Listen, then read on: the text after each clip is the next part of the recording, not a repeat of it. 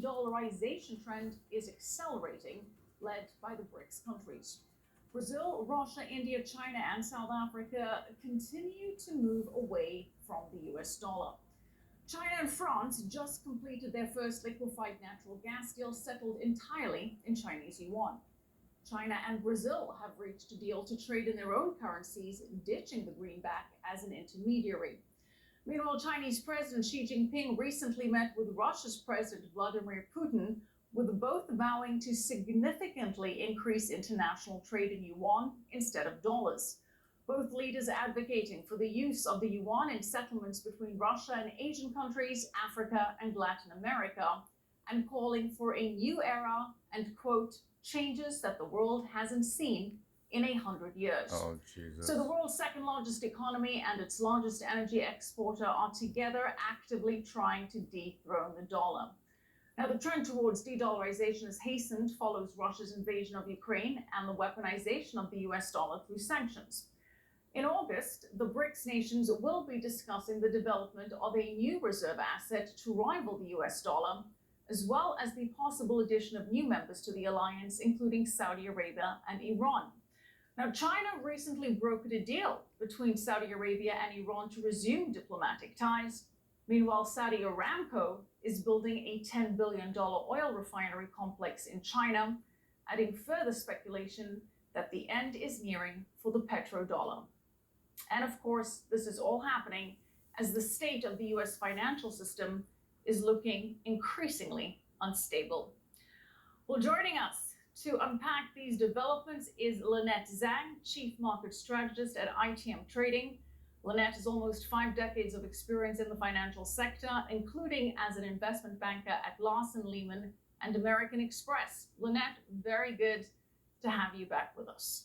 I'm happy to be here, Michelle. Thank you for having me. All right, well, we need you to help us unpack all of these developments. There is a lot to discuss, and in fact, so much has happened since we last chatted. Get into gold and late silver. January, including, of course, the big developments that the second largest and third largest bank collapses in the U.S. history took place: Silicon Valley Bank and Signature Bank.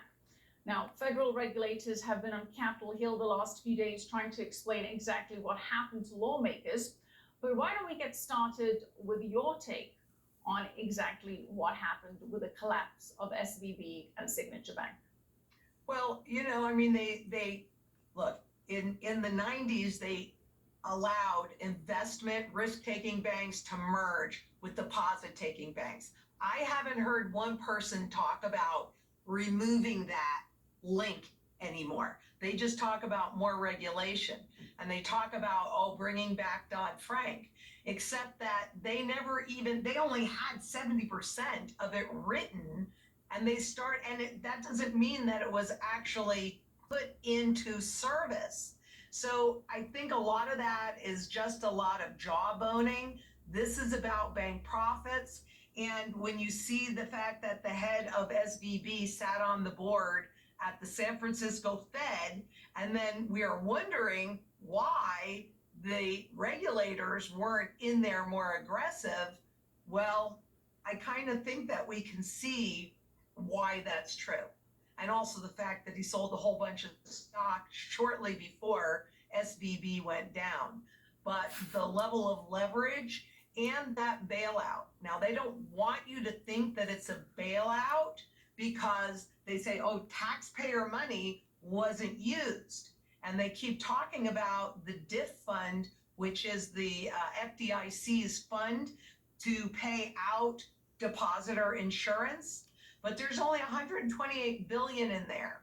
And the Federal Reserve, behind everybody's back, and I haven't heard one other person talk about this, as far as on any of these meetings or even asked this question, but the Federal Reserve actually went to the Treasury and borrowed $184 billion, gave $148 billion to the FDIC, or loaned it to them, to the FDIC to bail out all of the depositors in Signature Bank and SVB Bank.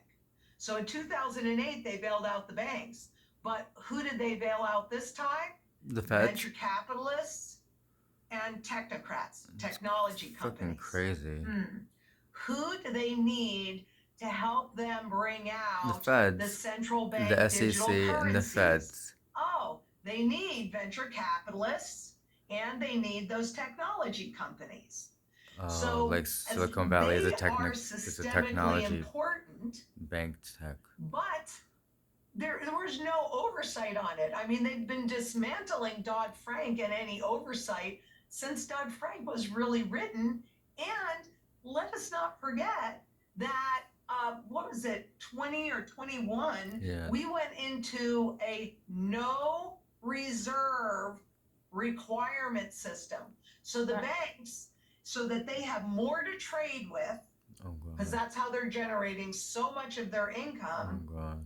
but they have absolutely no reserves set back for a crisis like we're going through.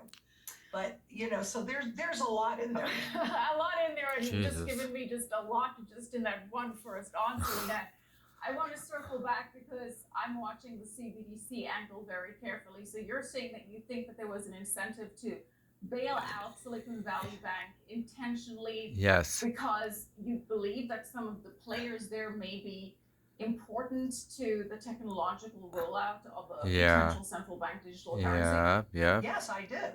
I think That's it's their whole honestly- plan. This is speculation. Or, It is.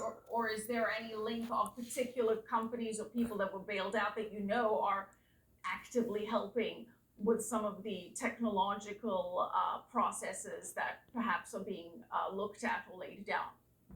Well, considering that it's the technology companies and Silicon agree, I Valley that believe it. got bailed out, I don't have necessarily a specific name.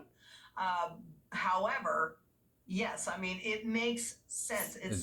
logical. They're Yes. systemic, and they had a lot of, 97% of their deposits were uninsured deposits. Yeah. They got bailed out at 100%. Wow. Kind of reminds me of when we bailed out AIG 100%, and their counterparties on those derivatives were Goldman Sachs, all the usual players. So no, I don't have a specific name, and it is my opinion. I cannot prove that, but logic, right, is there. I just wanted to clarify that point because Lynette so often